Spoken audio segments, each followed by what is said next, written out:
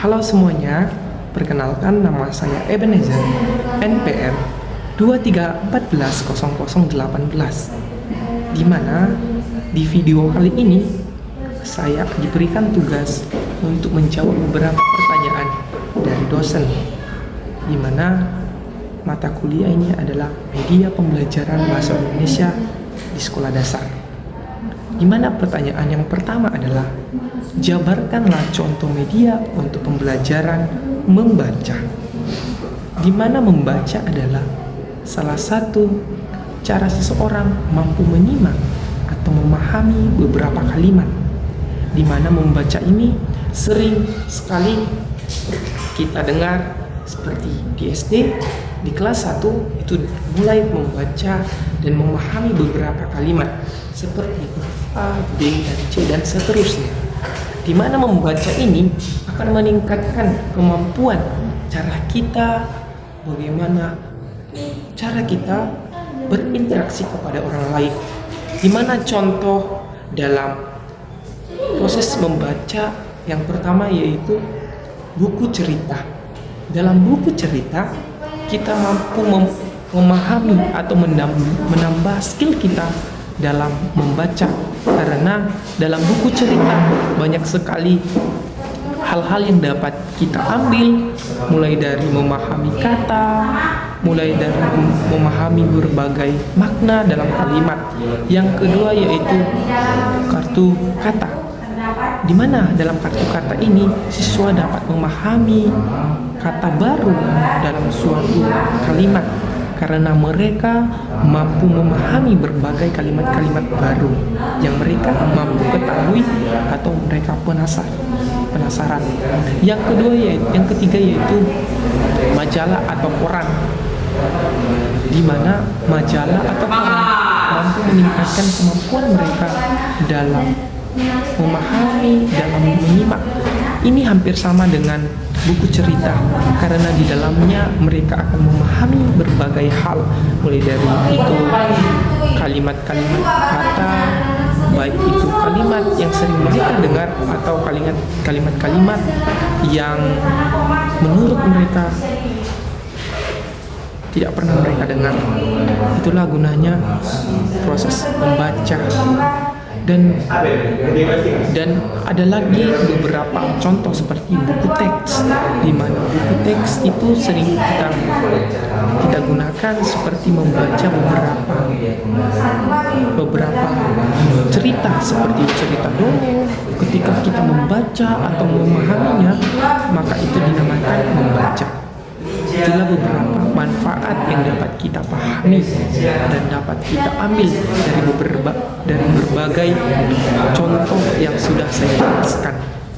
Dan yang kedua yaitu bagaimana jawaban contoh media untuk pembelajaran menulis, di mana menulis adalah suatu kegiatan yang kita lakukan dalam memahami atau dalam suatu kegiatan di mana menulis mampu meningkatkan kemampuan atau skill kita dalam merangkai berbagai kata, karena menulis ini adalah salah satu contoh yang sering dilakukan dalam menempuh pendidikan, di mana di sekolah dasar di kelas 1 kita diajari untuk belajar menulis, seperti menulis angka, huruf, kalimat, dan masih banyak lagi. Karena kenapa? Karena menulis ini mampu mendorong minat atau kemampuan kita, baik itu menulis angka A, angka B, C, dan seterusnya. Maka dari itu pentingnya menulis, karena masih banyak orang-orang di luar sana belum mengetahui, belum sepenuhnya mampu menulis dengan baik. Seperti saya sendiri, saya masih proses menulis dengan baik, dan ada beberapa contoh dalam menulis. Yang pertama, lembar kerja, di mana lembar kerja ini kita mampu menulis beberapa pemahaman, di mana kita menulis beberapa kalimat yang lampirkan atau mampu kita berikan dalam teks tersebut, di mana menulis paragraf, di mana penulisan paragraf itu harus sesuai dengan awal kalimat seperti huruf besar duluan dan seterusnya, dan menggunakan beberapa teknik seperti spasi, koma, titik, dan kemudian yaitu buku tulis, di mana buku tulis ini sering kita gunakan mulai dari itu menulis beberapa manfaat, karena buku tulis ini sering kita gunakan mulai dari kita masuk dunia pendidikan. Kita sudah diajari untuk membawa buku tulis, karena dalam buku tulis ini kita mampu menyimak beberapa atau mampu memahami beberapa penulisan, sehingga kita mampu mengembangkan kemampuan kita dalam bidang menulis. Oke. Dan yang ketiga, pembelajaran mendengarkan. Di mana mendengarkan ini sering kita lakukan dari ketika menjelaskan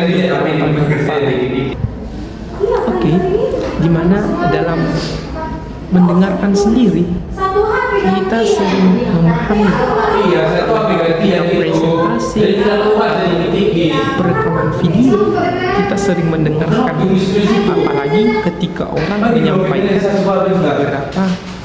beberapa kata-kata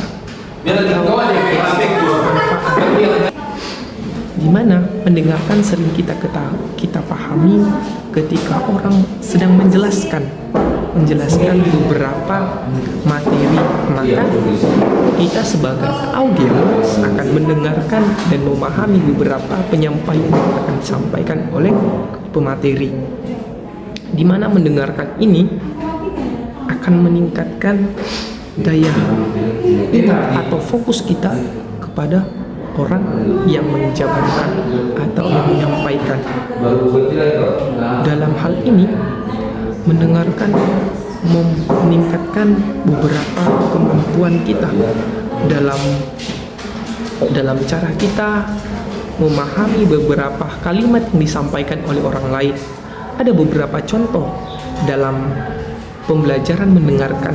Yang pertama, rekaman audio.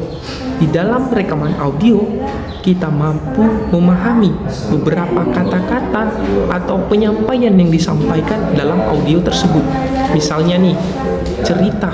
Ketika seseorang menceritakan dalam suatu audio, misalnya siaran, ketika ada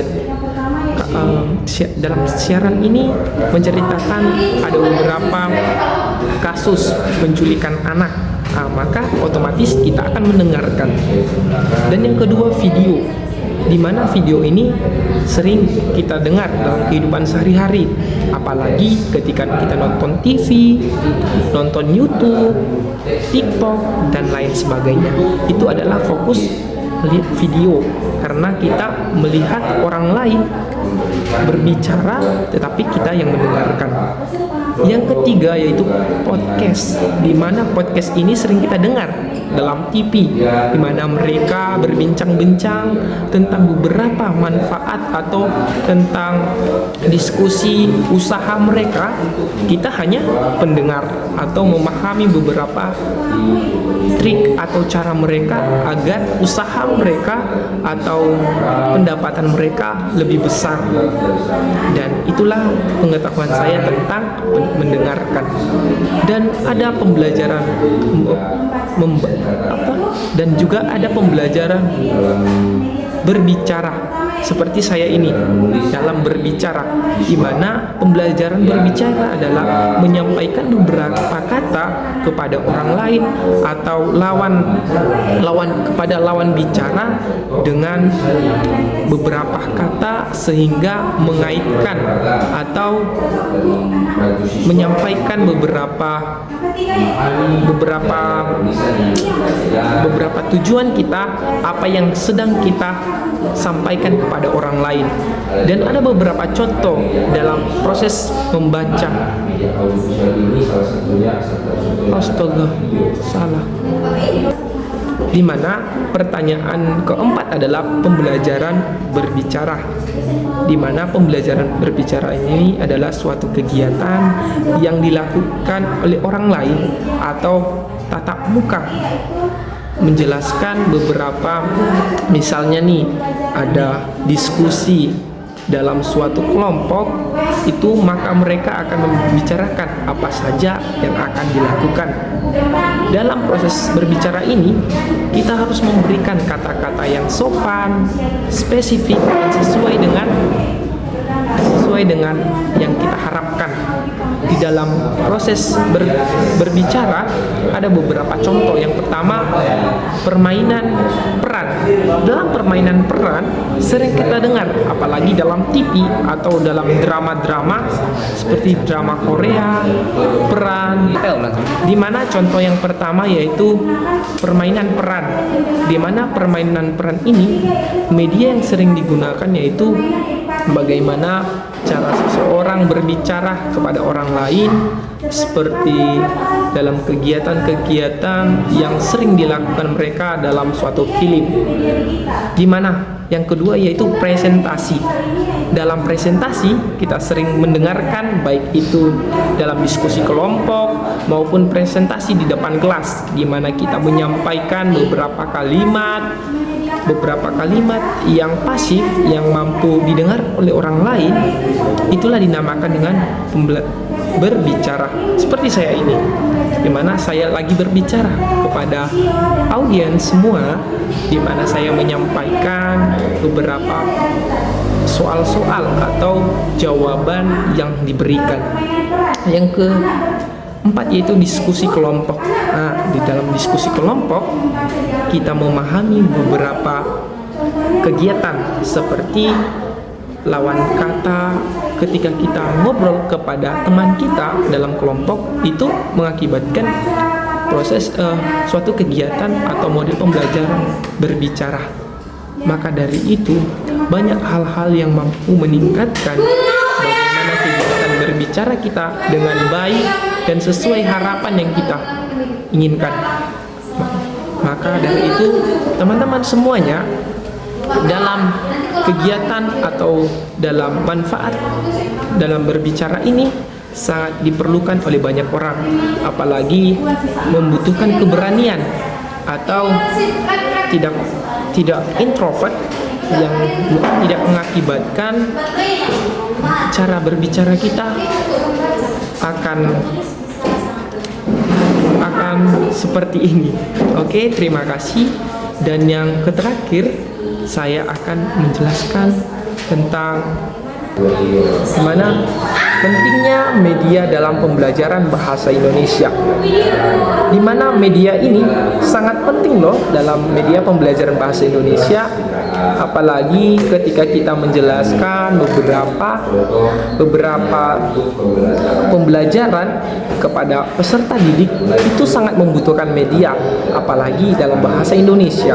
Banyak sekali yang sangat diperlukan, di mana yang pertama yaitu meningkatkan minat belajar.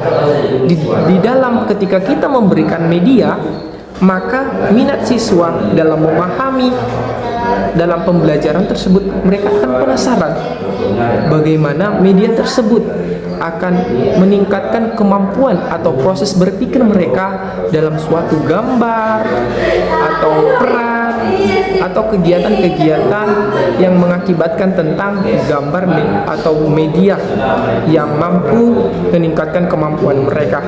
Yang kedua, membuat pembelajaran lebih efektif, di mana dalam menerapkan media pembelajaran lebih efektif atau lebih baik. Karena kenapa? Siswa dalam ketika guru menjelaskan menggunakan media, maka siswa memahami. Misalnya nih, contoh, ketika guru menjelaskan anak-anak ini gambar apa, pasti otomatis mereka akan menjawab itu gambar seperti balon atau bola atau hewan dan lain sebagainya. Maka dari itu media sangat penting atau sangat efektif dalam proses kegiatan pembelajaran, apalagi di sekolah dasar atau di SD. Media ini sangat dibutuhkan karena anak-anak di jenjang masih kelas 1, kelas 2, kelas 3, mereka masih kurang memahami apabila guru tidak menggunakan media. Misalnya nih, ketika guru memberitahu angka A, maka ketika guru memberikan gambar A dalam bentuk gambar, maka siswa memahami bahwa itu angka atau huruf A, salah ya, huruf A. Nah, kemudian memperkaya pengalaman belajar, di mana dalam media juga pemahaman kita dalam memahami pembelajaran itu memperkaya pembelajaran kita, baik itu dalam kegiatan media yang sudah diterapkan oleh setiap guru akan meningkatkan kemampuan daya ingat, daya pikir kita untuk mengetahui bahwa benda tersebut sudah dijelaskan oleh guru atau bahan tersebut sudah digunakan oleh guru dalam kegiatan pembelajaran. Maka dari itu pentingnya dalam pembelajaran kita menggunakan media sehingga peserta didik lebih efektif, lebih smart, lebih semangat dalam kegiatan pembelajaran. Oke, terima kasih. Inilah penjelasan saya tentang soal yang diberikan oleh dosen kepada saya. Kurang lebih salahnya saya mohon maaf. Ada beberapa kata atau kalimat yang tidak mampu saya sampaikan atau kalimat yang tidak sempurna, saya mohon maaf. Sekian dari saya ucapkan terima kasih. Selamat sore.